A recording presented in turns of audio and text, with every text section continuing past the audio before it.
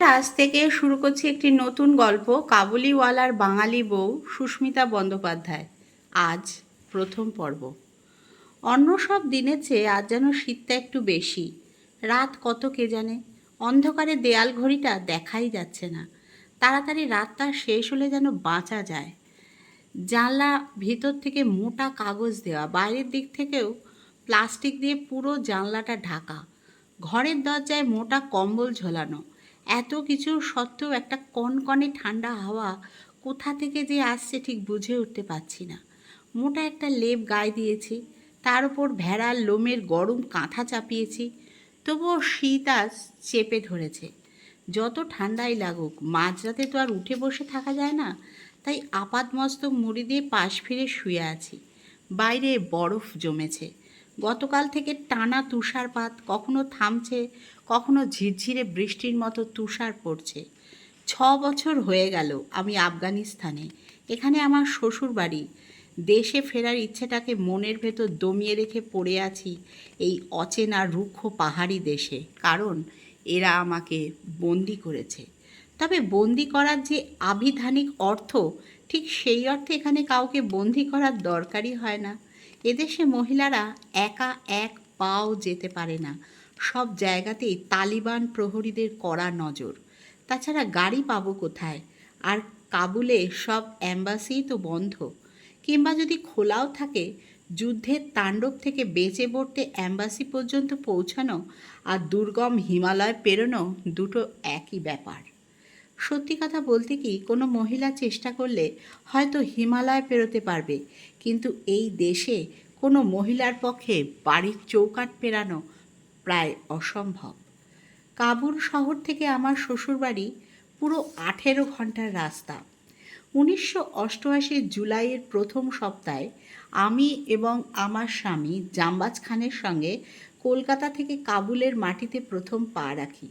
শ্বশুরবাড়ির সকলকে দেখার প্রবল ইচ্ছেই আমায় বাধ্য করেছিল পশ্চিম এশিয়ার এই দেশটিতে আসতে। এখানে মধ্যযুগীয় গোঁড়ামির অন্ধকার এখনও ঘোচেনি।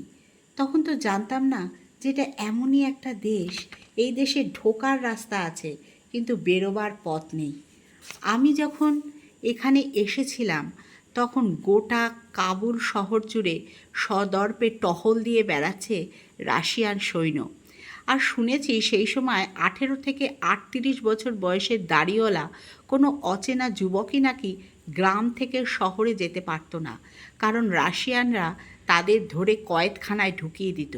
পরে সময় বুঝে তাদের সৈন্যবাহিনীতে নিয়োগ করত। ইচ্ছেই হোক বা অনিচ্ছেই হোক, সোভিয়েত সৈন্যদলে তাদের যোগ দিতেই হবে, তা না হলে তাদের দাঁড়াতে হতো ফায়ারিং স্কোয়াডের সামনে। অন্যদিকে সোভিয়েত বাহিনীতে যোগ দেওয়ার ফলে তাদের গ্রামে নিজেদের বাড়ি ফেরার পথ চিরতরে বন্ধ হয়ে যেত। আর গ্রামে আছে মুজাহিদ, যারা 1979 থেকে সোভিয়েত সেনাদের বিরুদ্ধে বিদ্রোহ করে চলেছে। মুজাহিদরা সোভিয়েত সরকারকে ও তাদের হাতের পুতুল ডক্টর নাজিবুল্লাহকে দেশের চরম শত্রু বলে ভাবে। তাই ওরা সবাই খালকি, অর্থাৎ দেশদ্রোহী।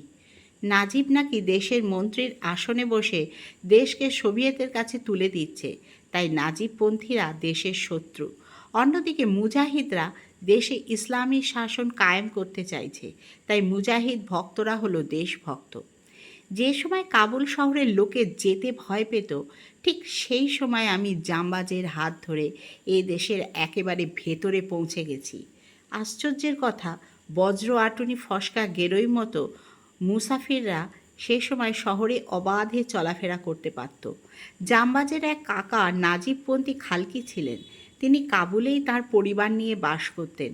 সেই কাকা খোদ নাজিবের একেবারে কাছের লোক, তাই নাজিব সরকারের ট্রেডমার্ক স্টার লাগানো একটা গাড়ি সব সময় কাকার কাছে থাকতো। কাবুলে এসে ওই কাকার বাড়িতেই আমি প্রথম রাত কাটিয়েছি। একে আমি সম্পূর্ণ নতুন, তার উপর সর্বত্র বিপদ উকি মারছে। দেশের ভেতরে যে এত জটিল ব্যাপার, তা কিছুই আমি আগে আঁচ করতে পারিনি। এখানে এসেই সব জেনেছি। ভয়াবহ পরিস্থিতির মোকাবিলা যে আমায় করতে হবে, তা আমি কি কোনোদিন ভাবতে পেরেছিলাম? যখন সব জানতে পারলাম, তখন আমার শরীরটা যেন থরথর করে কাঁপতে লাগলো। মনে হলো পায়ের তলার মাটি সরে যাচ্ছে, চোখের সব কিছু অন্ধকার দেখতে লাগলাম। জীবনে প্রথম ভয়ে, বিস্ময়ে, আতঙ্কে আমি নির্বাক। কিন্তু একটু পরেই যেন শত সমুদ্রের অসংখ্য ঢেউ এসে আমার মনকে, শরীরকে নাড়া দিয়ে যেতে লাগলো। কারণ আমি যখন শুনলাম শহর ছেড়ে গেলেই যুদ্ধের রেশ আর থাকবে না, যুদ্ধের ভয়াবহতা মন থেকে যাওয়ার পর আরেকটা অচেনা ভাবনা মনের কোণে এসে আমায় সজাগ করে দিয়ে চুপি চুপি কানে কানে বলল, সুমি, এবার এক কঠিন বাস্তবের মুখোমুখি হওয়ার জন্য তৈরি হও।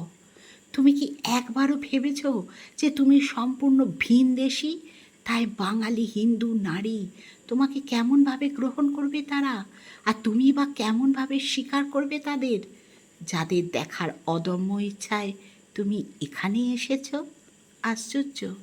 কয়েক হাজার মাইল দূরে দাঁড়িয়ে এখন আমি যে কথাটা চিন্তা করছি, আগে তো কখনো ভাবিনি।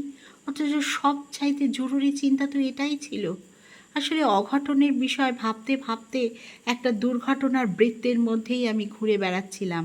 তাই এই স্বাভাবিক চিন্তাটা মনের কোণে স্থান করে নিতে পারিনি। মনে মনে ভাবলাম, যা এতক্ষণ করিনি তা এখন করার কোনো মানেই হয় না। আমরা ভোর 5টায় রওনা দিয়েছি জামবাজের কাকার বাড়ি থেকে। ওর কাকাই একটা গাড়ি ঠিক করে দিয়েছিলেন। গাড়ির ড্রাইভার রাশিয়ান। গজনি শহরে সে আমাদের পৌঁছে দেবে। সেখান থেকে অন্য গাড়ি নিতে হবে। রাশিয়ানরা গজনির বেশি যেতে পারে না, কারণ গজনি থেকেও শুরু হয়ে যায় মুজাহিদদের এলাকা। গাড়ি আমাদের নিয়ে ছুটে চলল। এক ঝলক ঠান্ডা হাওয়া জানলার ফাঁক দিয়ে এসে গায়ে লাগলো। বাইরের দিকে চোখ মেলে দেখলাম সুন্দর চওড়া রাস্তা। রাস্তার দুধারে সারি সারি দোকান, সেগুলি এখন বন্ধ। রাশিয়ান সৈন্যরা বন্দুক নিয়ে দাঁড়িয়ে আছে। জানলা দিয়ে তাকিয়ে দেখতে লাগলাম কাবুলের সৌন্দর্য আর সেই রাশিয়ান লালমুখ সৈন্যদের। লম্বা কোট পরা সোভিয়েত সৈন্যরা ষাঁড় বেঁধে দাঁড়িয়ে সবাইকে খুঁটিয়ে দেখছে। কয়েক মিনিট পর দুজন সৈনিক খটাস করে বন্দুক ঘাড়ে তুলল। তারপর বুটের গর্জন তুলে তালে তালে কদম ফেলে স্তব্ধ শহরে অদৃশ্য হলো। এই সময় কাছাকাছি এক ঝাঁক গুলির শব্দ। শুরু হলো ছোটাছুটি। রাস্তায় যে কজন মানুষ ছিল তারা দিকবিদিক জ্ঞান হারিয়ে ছুটতে লাগলো। প্রচণ্ড হইচই। দলে দলে সৈন্য ছুটে এসে বন্দুক উঁচিয়ে চিৎকার করে ধমকাতে লাগলো। একটা ট্যাঙ্ক বিকট ঘড়ঘড়ে আওয়াজ তুলে এগিয়ে আসছে দেখে আমাদের ড্রাইভার স্টিয়ারিং ঘুরিয়ে অন্য রাস্তা ধরল এবং ওদের ভাষাতে জামবাজকে কী যেন বলল। আমি ওকে জিজ্ঞাসা করলাম, ড্রাইভার কি বলল?